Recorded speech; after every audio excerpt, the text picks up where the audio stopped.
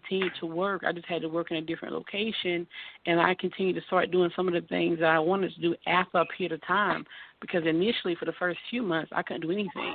I'm dealing with the loss of somebody that's significant. I'm dealing with my mom losing her best friend and husband for almost 50 years. Like, so many different things was going on around that, and it was definitely a struggle. However, time is what actually helped. Right. And being I like proactive at the same time. Being proactive. And I like how you said something similar to what Chanel said, which was adjusting your schedule around the change. Yes, ma'am. Okay. So for me, transition and change, being expected and unexpected, I've gone through this many times. In fact, I seem to go through major transitions, both expected and unexpected, about, I would say, every 2 years of my life. On average, let's just say on average, about every 2 years of my life. And how I handle it is I keep pushing, I keep moving, I try to adjust around the change. Sometimes the change has been so devastating that I've had to just let everything go, such as when my husband passed away. There was a space of time where I couldn't do very much. It was just I just needed to take that time to just heal. So utilizing each and every one of those tactics is really important for healing when you're going through some serious change or transition. So now we're going to go to number 3, which is the number 3 distraction is social media. Now, I know none of you are on social media, so you don't have this problem.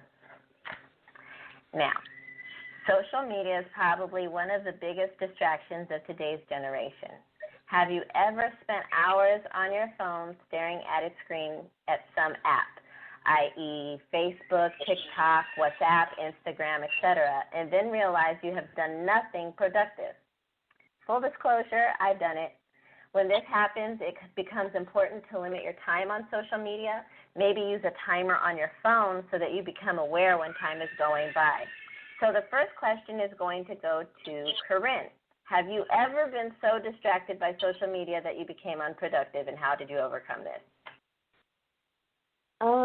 I know that social media can be distracting, and I'm really not, other than for work, I'm really not a fan of, social media, really. So I'll get on it, and I'll do what I need to do to, for whoever it is. But in regards to doing it in regards to and to it extending, no, I wouldn't. And I know that it looks like Kay should be returning. So hello, this is so Kay. I apologize. I'm experiencing technical difficulties, but I am back. Okay. So we are returning to the question, social media. Have you ever been so distracted by social media that you became unproductive, and how did you overcome this? Yeah, I have stated that I did. I do find it to be distracting, but I really don't go on it. Just other for work. So I usually don't go on it for anything other than that purpose. So I find that the few times that I do go on my personal social media, I'm it sucks you in. So I try not to go on it too often. My friends usually know when I go on there because I'm usually liking all their stuff at one time, and then I just get off. So basically you try to avoid using it at all? Yeah, if it's not for work, then yeah. Okay. Chanel, how about you? Have you ever been so distracted by social media that you became unproductive, and how did you overcome this? I think I'm unproductive anytime I'm on social media, but I don't use it that often. I definitely have social media accounts, but I only do it for means of communication when I need to. I have a Like Facebook, I have a family account.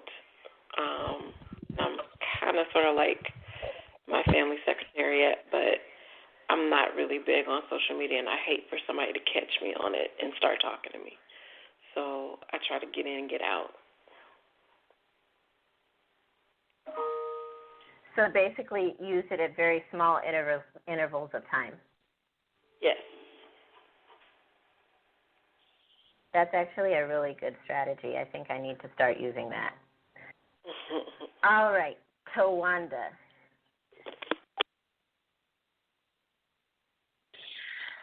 You know what? I remember when Facebook first came out.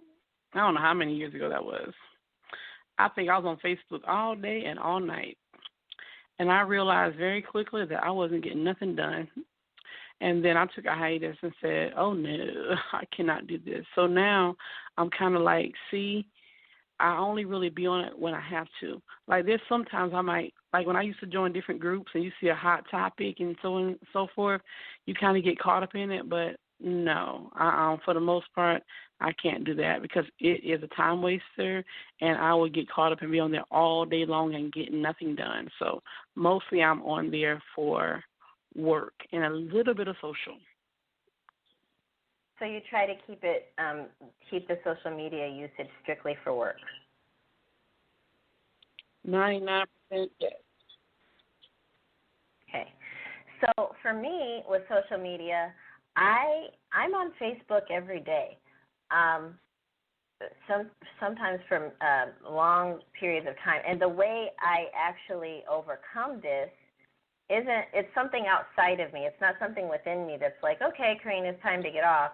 Usually it's because I run across a post by some Trump lover, let me rephrase that. I run across a post that can be extremely inflammatory, and it upsets me, and then I get off of Facebook, and I'm back to being productive. So there's that. Okay, so we're going to go to number 2, bad health or disease. Chronic pain, cancer, serious illness, sudden loss of good health are all distractions that can derail someone from productive focus. It's extremely difficult to stay focused on goals when you're in constant pain or exhaustion. And at these times, it is more important to shift your focus to living a healthy existence. It's important to create, sometimes against all odds, a mentality that holds on to the positive in spite of everything. So, the question is this: have you ever experienced illness that derailed your focus, and how did you handle this? Chanel, would you like to go first? Yes. I actually have suffered with depression.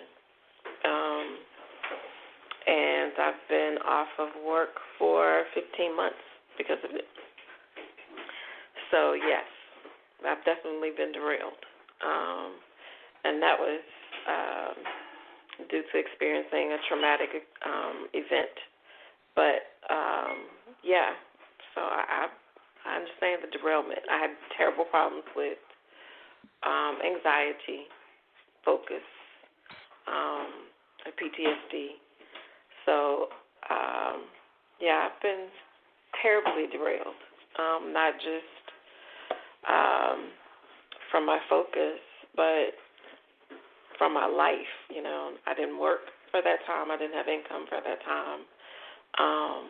It was a long 15 months. So yeah. How are you able to handle this and regain your focus? Therapy and being patient with myself, because at the time I didn't believe that I was depressed, and so I didn't get the treatment that I needed until I got to a point that my focus was so bad, my anxiety was terrible, and I wasn't functioning. So once I started therapy and started to listen to the therapist, because the other thing was that I'm naturally a loner.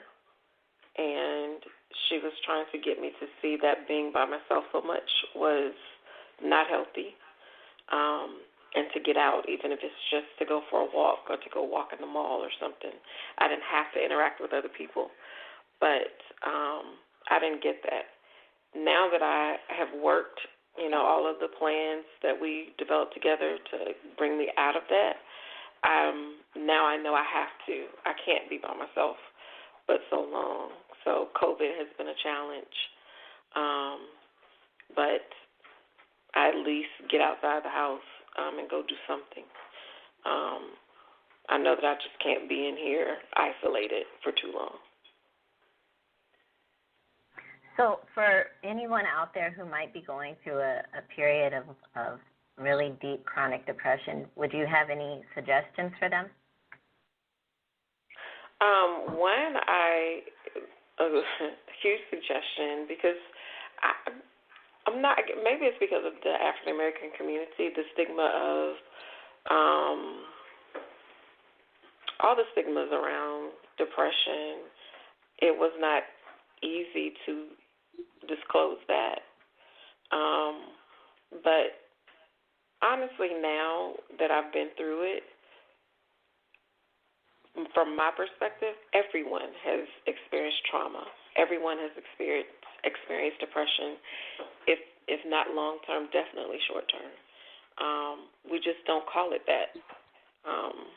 We drink, we have sex, we eat, we deal with it in all kinds of ways without acknowledging that it is depression. So now I don't really feel embarrassed to say anything about it. I think that the more you can find avenues to open up to somebody, trusted parties, then that kind of helps you through it. Thank you. That those are some extremely good points. I think that your point about how in the African American community we don't really acknowledge when we are depressed. People want to say, "Oh, I'm blessed, this, that, and the other," but they don't want to acknowledge that they're going through something, and it's okay to go through something. There are major prophets in the Bible who went through something, right? Everybody goes through something. So I think it's okay to acknowledge that, because you can't handle it, you can't conquer it until you admit that it's there. Yeah. Absolutely. So let's move on to, let's just take a short break before we come back to the question, and we will be back in just a few moments.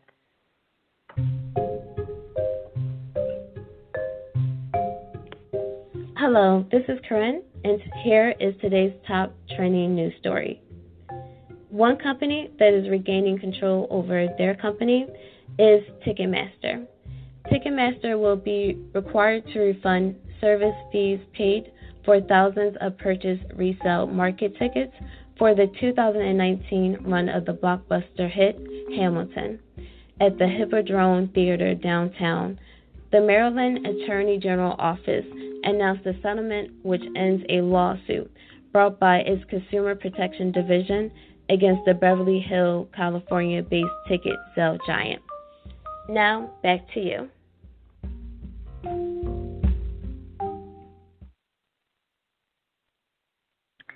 All right. So we are back from our break, and we're going to start with the next person. And the question, again, is, have you ever experienced tragic loss that derailed your focus? How did you work through your grief? And were you able to regain... Oh, I apologize. I'm on the wrong question. Have you ever experienced illness that derailed your focus? How did you handle this? Tawanda?